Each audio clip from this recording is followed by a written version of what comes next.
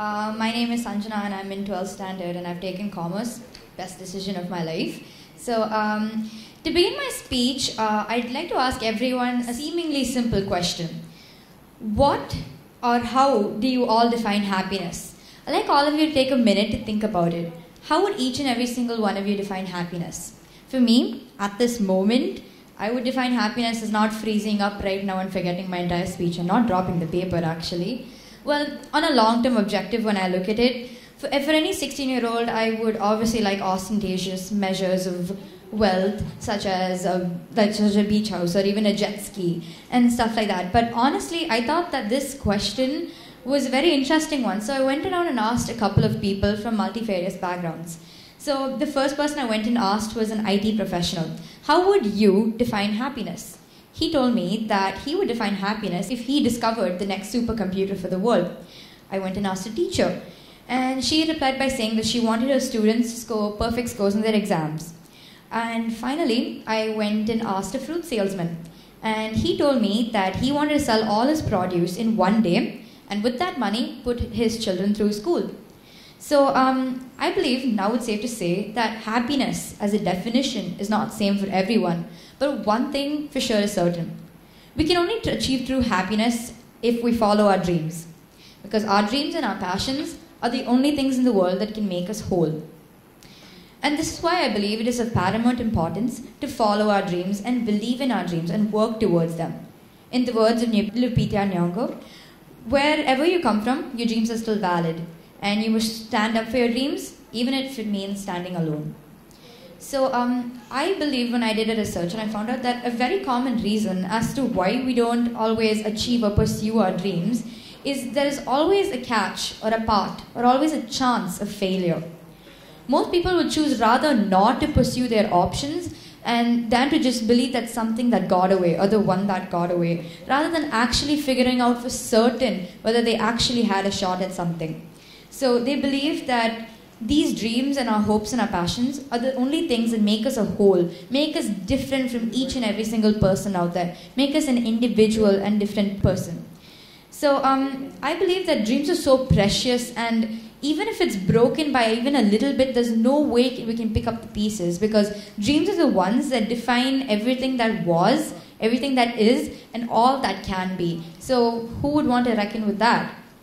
So so people rather just assume that there was no chance for them to achieve this than to see them fail and stand up against and face the music. I had a rather minor version of this rather complex per se when I developed this new attitude against life and new attitude against facing failure. I like to elucidate my point by bringing to light the certain issue that I had faced.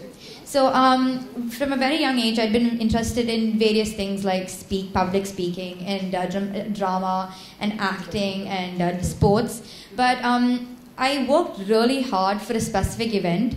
But in the end of the day, I froze up on stage. I couldn't put my best. And quite frankly, I let down everything that I thought I built for myself, all the reputation that I had. It was rather embarrassing, and I let myself down because I believed that at that moment of time, without having these things that defined me, who am I actually? I'm just another random person. So with this thing finally telling me that there's no chance of me doing that, for me telling me and openly stating that yes, I cannot do this. I am not that smart and I'm not able to compete with people around the world. I'm not talented as them. So I took that. I thought that that was my reality call, and I decided to take the step back. So I took a step back for a lot of years. I decided to step away from the limelight, step away from everything that actually made me happy in life. I'm pretty sure everyone has something here that makes them feel happy, something that gives you the drive to do it again, something that makes you want to be happy and do it every day in your life. Well, I lost that, so I decided to take that step back for a couple of years. And even though I felt that that was the better option than to see myself fail time and time again, but quite honestly, who was I kidding? I was kidding myself in the end of the day. I was not happy. I truly wasn't. Sitting back in class and just paying attention while everyone else do something that they love, even though it does not really give the best outcome. But in the end of the day, is that all that we're looking for?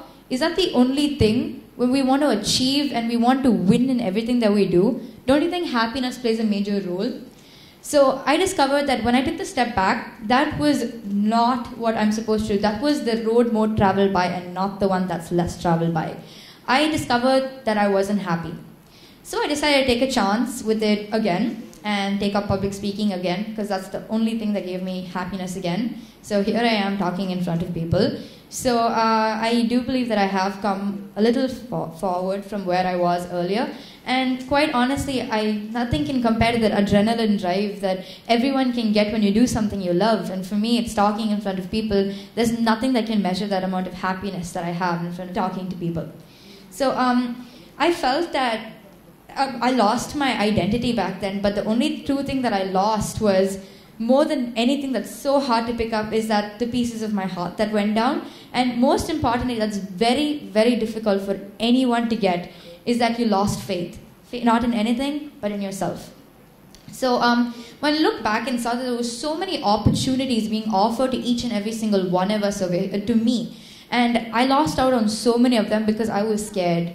Well, if we have fear rule over our lives, what are we actually living for? So I would like to elucidate my point further by a story that I heard from when I was a child. My mother actually told me when I was a child. I'm pretty sure many of you must have heard it. So there was this fisherman living in a village, and there was a major flood that happened at that time. The entire city was filled with water. To be an altruism, he had an altruism character in which he wanted to help everyone else. So he decided to get boats from everywhere he could find in the town, and he saved everyone from the flood, and putting them in the boat and sailing them away to safety. Well, in the process of helping everyone, he waited back. And finally, there was another poor farmer who came along in a new boat. And he asked him, why don't you jump along? Let's go, let's go. The flood's going to get far worse. And his reply was simply saying that I'd wait for God to save me. And there's another version of the story where he goes on to heaven finally, because he waited and no one came. So he went up and asked God, why didn't you save me? And God's reply was simply saying that I was the poor fisherman in disguise who came and tried saving you, but you did not take the opportunity. So what does this actually tell us? There are so many opportunities around the world. All we have to do is see it, grab it, and seize it. It's up to us to do that. Yes, I have realized that there are so many things that we have in life. There's so many challenges that we have. Yes, working hard is a very important model that we should all have. But one thing that I feel that has been left out in everything is getting up, dust yourself off, and try again and again and again until you finally succeed. Because I know deep down inside, you and I both know that whatever is there, we can achieve it, and there's nothing stopping us. So, okay, fine, you failed the first time, but is that all there is? Are you willing to give up on that, something that you wanted for the rest of your life? Well, if that's the case, then take the step back. But if not, get up, dust yourself up, and try again and again until you succeed. So, my message to all those out there is that most of you might be in that place, or whoever just got out of the place, congratulations. Well, I learned that quite when I was 16 right now. So my message to all those out there is that you need to hold yourself high and believe in yourself, and just believe that all the dots will eventually connect with each other, because that's all we got going for us. And finally, I'd like to conclude by saying that you should have confidence in yourself and believe in your opportunities that you see. And most importantly, love yourself. Because if you don't, how do you expect anybody else to?